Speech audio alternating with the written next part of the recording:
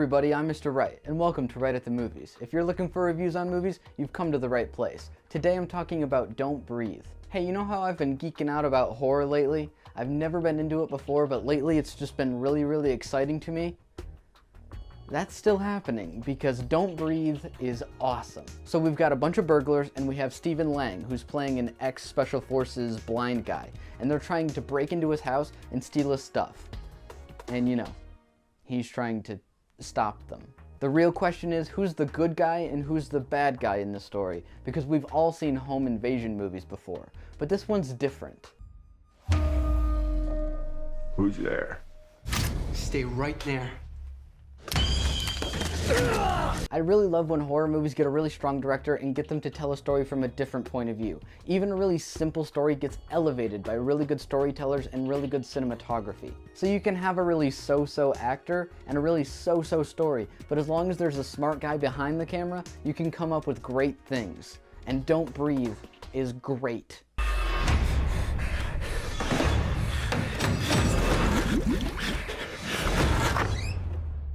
This movie's tense, it's claustrophobic, it moves at a breakneck pace, and it's really creative. It never gets stupid, the jump scares never get obnoxious, and we have a blood-chilling performance by Stephen Lang. Horror movies aren't always about ghosts and monsters and scary masks. Sometimes it's just about how it makes you feel.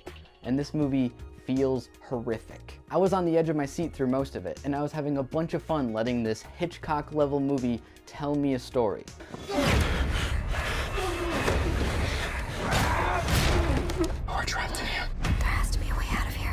This is from the team that made the new Evil Dead, and yes, it was different from the original, but I thought it still had a lot of style and it was still really scary. And this movie shines where that movie shined, by really focusing on characters and putting them all in a really cramped space and letting them just deal with it. It doesn't waste your time and it gives you exactly what you want.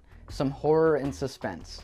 So here's a small room, here's a blind guy with a gun, here's a couple burglars, and here's one squeaky floor panel. That's all you need. It constantly surprises you on how much it can do in such a small space. The actual house in this movie starts to feel like its own character after a while.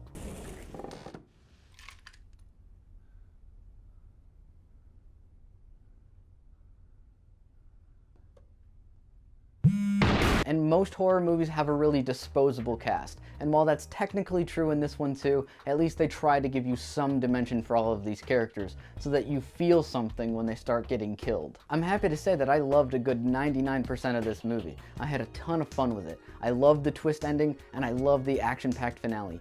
But the absolute last scene in this movie, the final shot of this movie, I felt was a bit unnecessary. Overall though, I can really let that go, because I still loved the experience of this movie, and I loved watching it, and I can't wait to see it again.